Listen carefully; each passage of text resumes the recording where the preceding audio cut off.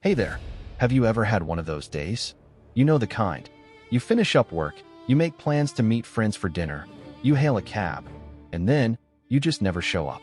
Your wallet, your watch, your entire life just paused. For most of us, that's a fleeting, terrifying thought. But for one man in the summer of 1930, it wasn't a thought. It was reality.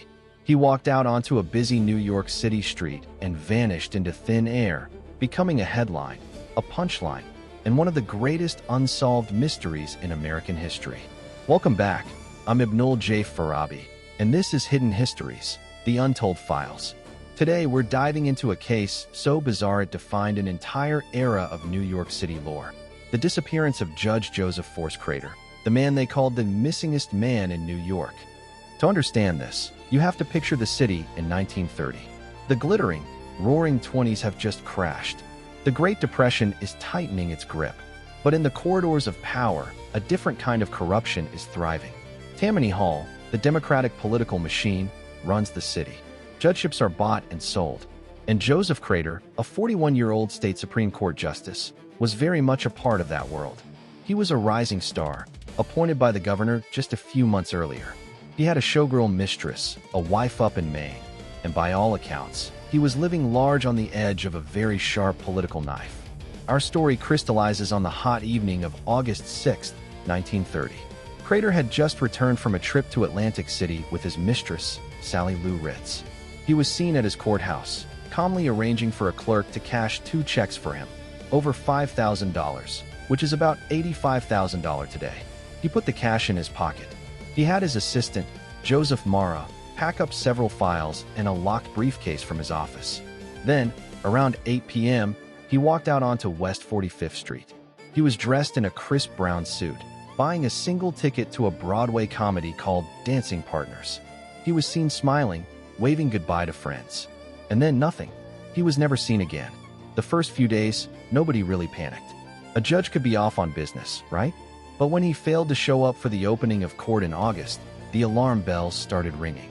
His wife, Stella, returned from Maine and found everything in their apartment perfectly in order, except for her husband. And his safe deposit box? Empty. Cleared out. The official investigation that followed was, to put it mildly, a circus. It was less about finding Crater and more about uncovering the rot he was part of. And here's where the mystery deepens into pure New York noir. The theories weren't just about where he went. They were about why. And every theory points to a different, shadowy corner of the city. Theory 1. He was murdered by the mob. Crater was deeply entangled with Tammany Hall figures who had their own gangland ties. There was a shady restaurant owner named William Klein, who Crater owed money to for buying his judgeship, a $20,000 loan. Did Crater know too much? Was he about to flip? A cab driver later claimed he drove a man matching Crater's description to a Lower East Side meeting that night, from which he never emerged. Theory 2 is darker and more political. What if he was removed by the very machine that put him in power? Tammany was conducting its own quiet purge of problematic figures as investigations into corruption heated up. Crater, with his flashy lifestyle and known bribes, was a massive liability. His disappearance was a very permanent solution to a very messy problem. And then there's Theory 3, the one that captured the public's imagination. He simply ran away. He'd taken the cash. He'd emptied his box. He'd had his files removed.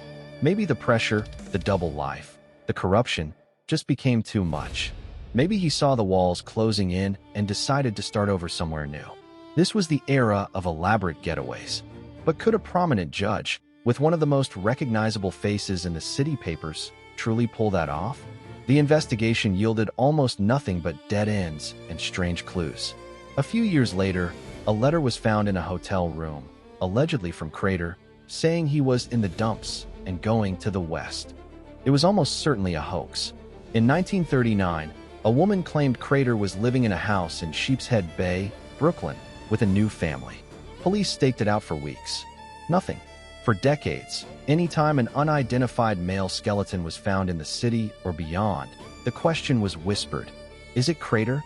What fascinates me about this case, as an engineer and a storyteller, is the sheer cleanliness of the break. It's like a system failure with no error log. One moment, he's a functioning node in a complex network of power, money, and vice. The next, the signal drops completely. No body, no definitive financial trail after that cash, no credible sighting. In our modern world of digital footprints, such a clean vanishing is almost unimaginable. But in 1930, it was just possible enough to be terrifying.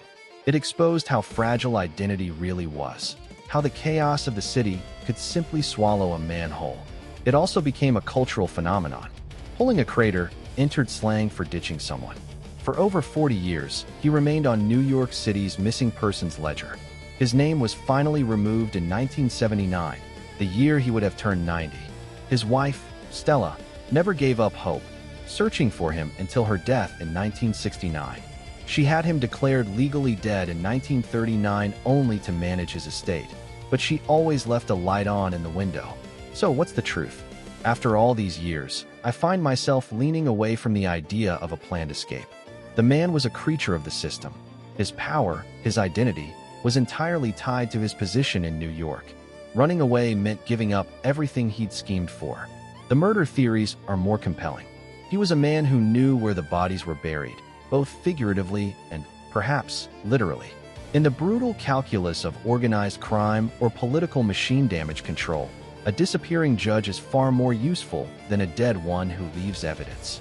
His vanishing act was the perfect, silent message to others who might think of talking.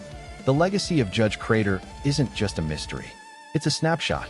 It's a lens focused on a moment when the bright lights of Broadway cast very deep, very dark shadows. It reminds us that some stories don't have endings. They just have a point where the record stops and the speculation begins. And in that silence, we hear the echo of a whole city's secrets. Thank you for listening to this episode of Hidden Histories, The Untold Files. If these forgotten corners of history intrigue you, please subscribe wherever you get your podcasts. Share it with a friend who loves a good mystery. For more from me, Ibnul J. Farabi, and the entire team, visit our home at Light Not Studios. https://www.lightnotstudios.com. Until next time, keep wondering about the stories hidden in plain sight.